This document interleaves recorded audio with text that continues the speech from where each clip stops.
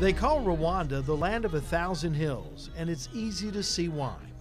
We arrive in the capital city of Kigali and immediately begin our trek to Rwanda, a town near a range of volcanoes along the Ugandan border. The team notices several things. First, the people. It doesn't take you long to pull out of the airport and realize that there's so many, almost everybody in Rwanda has a purpose. They're walking with a purpose. There's something that they're doing. They're trying to be productive. And that's inspiring, I think, to anybody that comes here. And they notice the lush tropical land. On the hillsides are garden plots, the soil worked by hand. You can see corn and sugarcane and other vegetables growing in the equatorial heat, and banana trees as far as the eye can see. After days in the deserts of northern Kenya, this change in scenery is dramatic. We're taken up a mountain road to a church where the team is greeted by prayer and music. Mike Hamilton and other members of the faith-based group Bloodwater Mission have come here to see the work being done, both in building catchment systems for clean water and also how these villagers are creating communities just 17 years after genocide ripped their country apart, leaving widows and orphans in its wake. And our children were drinking They're told the story of the village, how 30 women, despite their differences, worked together and created a community through hard work and faith. Thank you for bringing us to Rwanda. Thank you for bringing us to this place. Even though we had different languages and we looked different and all those kinds of things, I felt a spirit in there when we walked in the church and the congregation was singing that I could resonate with, that was familiar to me, even though it was foreign in language. You would think as lush and wet as this area is that there'd be no problem with drinking water, but you'd be wrong.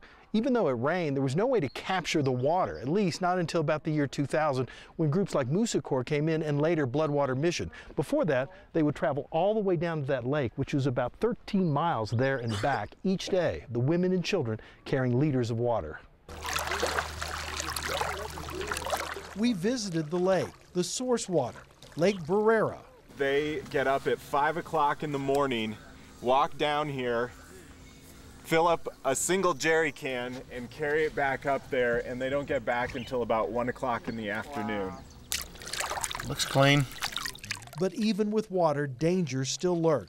Though beautiful and clear, it contains many illnesses. If you're in this water for any typhoid, maybe dysentery. Or in this water. In this water.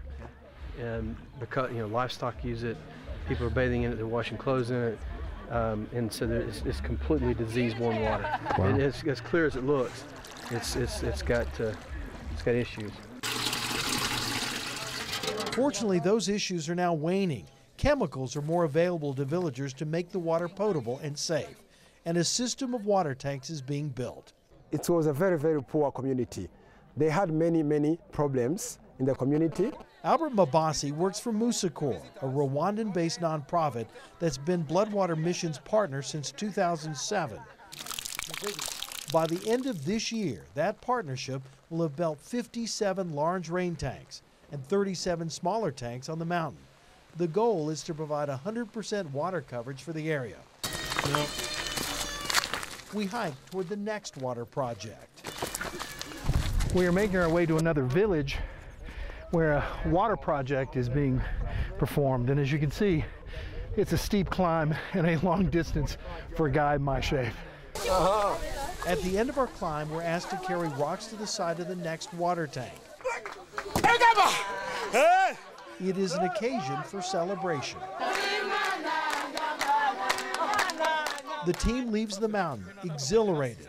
They've shared an experience that has touched them to their core. I walk away absolutely amazed, and I walk away with probably a greater sense of what community means, a greater sense of what wants and needs mean, and I walk away with a lot more than probably I gave. A lot of people call poverty the long defeat, and in a lot of ways there are struggles and challenges, and it's complex. It's not that simple. But I believe in one person at a time and being able to see the change that happens in one community, and that's worth it.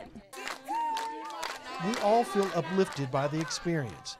These people, who by our standards have so little, have given us all more than we expected.